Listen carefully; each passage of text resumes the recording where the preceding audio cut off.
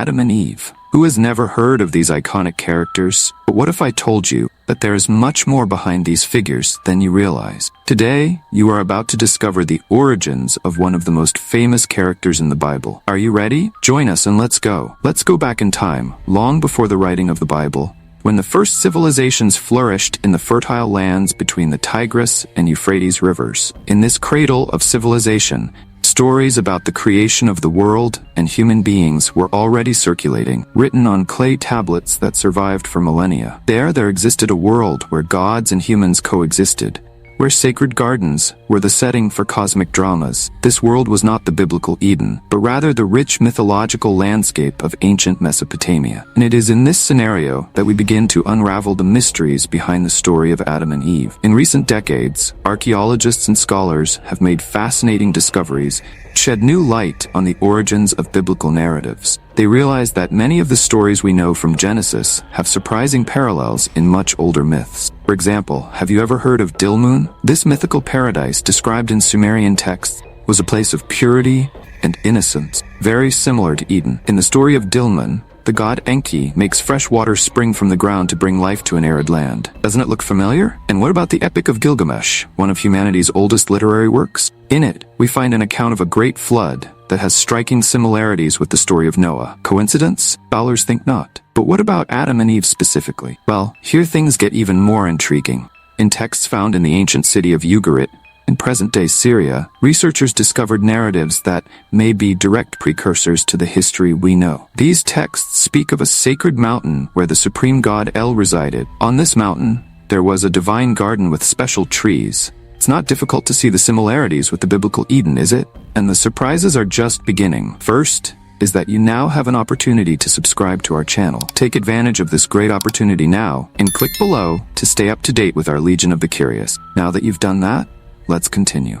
The idea of sacred trees, such as the tree of life and the tree of knowledge of good and evil, was not exclusive to the biblical narrative. In Mesopotamian art, we often find representations of sacred trees associated with divine life and wisdom. But perhaps the most surprising discovery is the possibility that the story of Adam, Eve, and the serpent itself has a direct precursor in an obscure Ugaritic text. If this theory is confirmed, it will represent a revolution in our understanding of the origins of these narratives. All of this leads us to question, did the biblical writer create the characters of Adam and Eve from scratch, or adapted them from much older tradition? And how does this change our perception of these iconic figures? Biblical scribes, far from simply copying these ancient myths, reinterpreted and adapted them to convey their own theological and ethical message. The Yahwist writer, for example, one of the main sources identified by scholars in the composition of the Pentateuch, is known for his ability to create vivid and detailed narratives. He is believed to have lived during the monarchical period in Israel, around the 10th century BC, and his contribution was essential in shaping the biblical traditions we know today. Let's dive even deeper into the mysteries surrounding these characters and the setting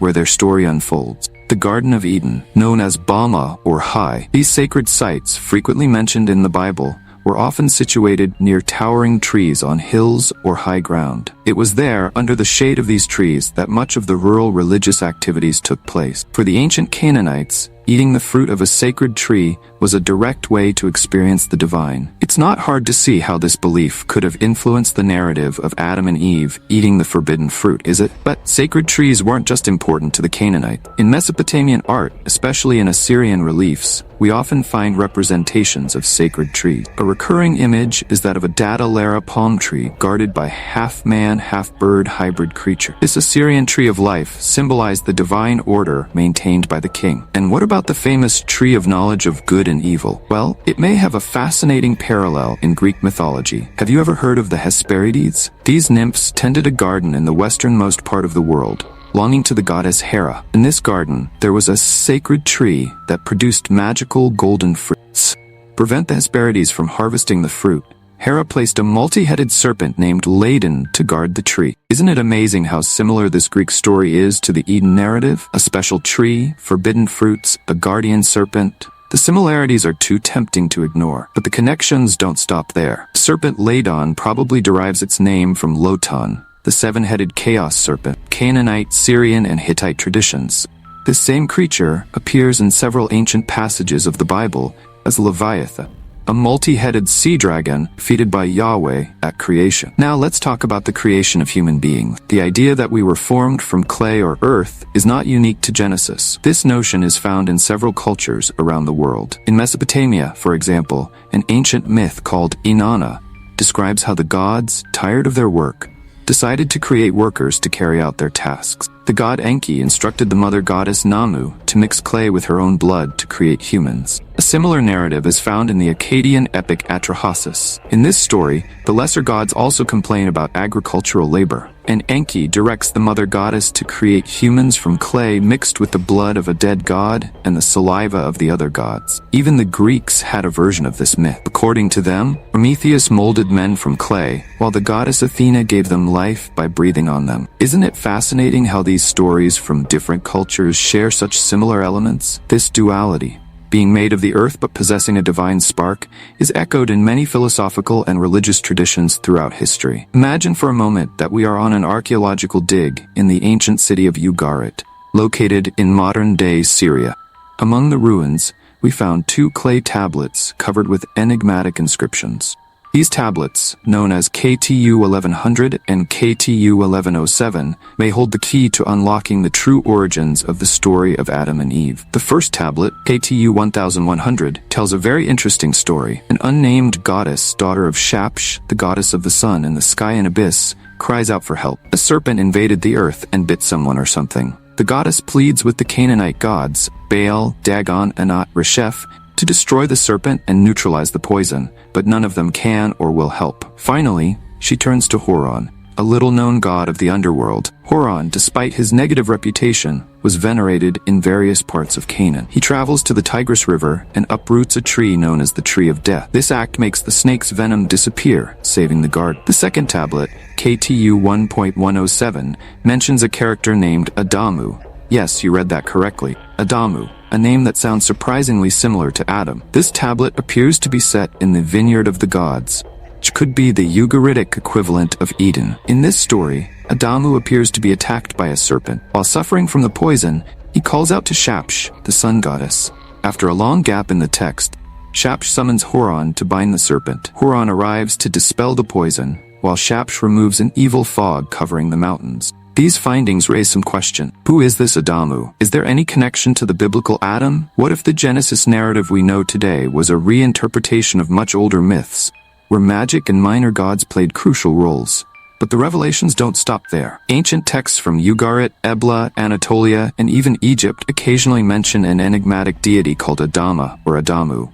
In some of these older texts, Adama is clearly a goddess and consort of Rasap, the god of the underworld. This leads us to a curious possibility. What if the name Adam has a connection to an ancient earth goddess? This idea may seem radical, but it wouldn't be the first time we've discovered that biblical figures have surprising origins in older deity. What about the serpent in Eden? Some scholars suggest that it may symbolize a chaotic power that not even the gods could control. This interpretation echoes ancient Mesopotamian traditions about primordial monsters that represented cosmic chaos. As for the name Ado, it may have much older and more complex roots than we imagined. In ancient texts from different cultures, Ugarit, Ebla, Anatolia, and even Egypt, we find mentions of a deity called Adama or Adamu. In some of these older texts, Adama is clearly a goddess, not a god. This Adama was often associated with Kubaba, who later became Cybe, the mother goddess of the Phrygians. The name Adama means soil or earth, which would be appropriate for a goddess associated with the underworld.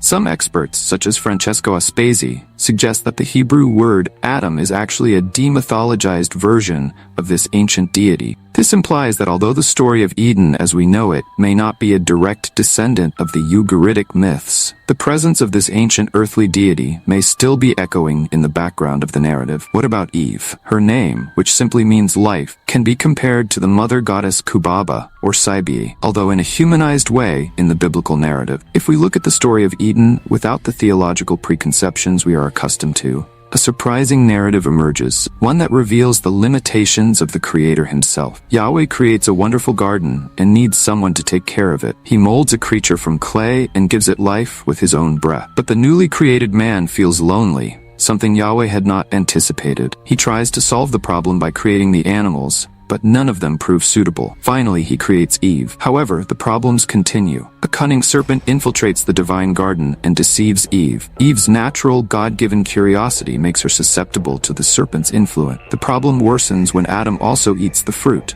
and Yahweh's entire plan for man to cultivate the garden is completely ruined. The serpent in the Garden of Eden, like Leviathan in other biblical passages, symbolizes a primordial power that exists outside of Yahweh's will and opposes the order created by him. It is a chaotic force that not even Yahweh can completely control. This interpretation echoes ancient Mesopotamian traditions about primordial monsters that represented cosmic chaos. In the Ugaritic narrative, only Horon, an underworld deity with no sacrificial cult, knew the magical incantations necessary to dispel the serpent and its poison. The main difference between Israelite and Ugaritic theology lies in how this ancient conflict was resolved. In the Ugaritic narrative, Horon marries the sky goddess, thus uniting heaven and the underworld, and bringing this primordial magic under the control of the gods. In contrast, the Israelite solution was to reject practice of magic. However, for centuries, this practice remained active in Israelite religion and was incorporated into its conception of origins and the resulting ethical world. The origin and persistence of evil are affirmed through the existence of primordial agents,